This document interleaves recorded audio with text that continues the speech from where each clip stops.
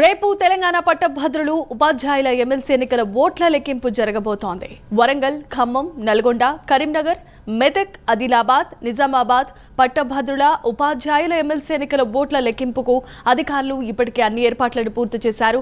రేపు ఉదయం 8 గంటల నుంచి ఓట్ల లెక్కింపు ప్రారంభమయ్యే అవకాశం కనిపిస్తోంది. ఉపాధ్యాయ ఎమ్మెల్సీ ఎన్నికల ఓట్ల లెక్కింపు సవ్యంగా జరిగేందుకు సహకరించాలని ఎన్నికల రిటర్నింగ్ అధికారి నల్గొండ కలెక్టర్ త్రిపాఠి కోరారు. అలాగే సాధారణ పరిశీలకుల సమక్షంలో ఓట్ల లెక్కింపు జరుగుతోందని కూడా తెలిపారు.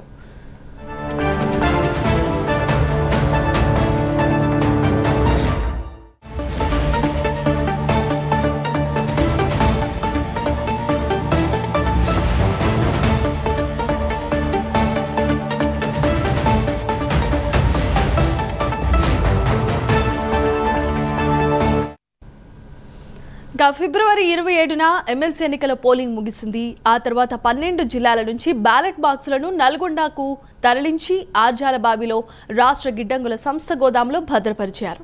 ఎన్నికల్లో 25,797 ఓట్లకు గాను 24,139 ఓట్లు పోలయ్యాయి.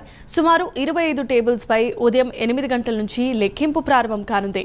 మొత్తంగా 30 మంది కౌంటింగ్ సూపర్వైజర్లు, 60 మంది కౌంటింగ్ అసిస్టెంట్లు, 30 మంది మైక్రో అబ్జర్వర్లను నియమించారు. అలాగే 250 మంది పోలీసులు భద్రత మధ్య ఈ ఓట్ల లెక్కింపు జరగబోతోంది.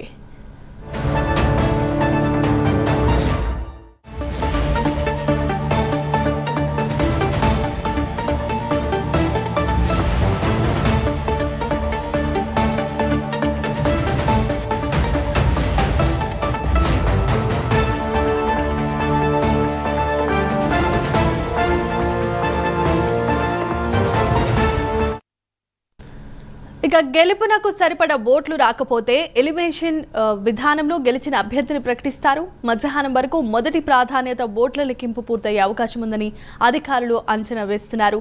ఎమ్మెల్సీ ఎన్నికల ఫలితాలపై ఇప్పుడు సర్వత్రా ఉత్కంఠ నెలకొంది.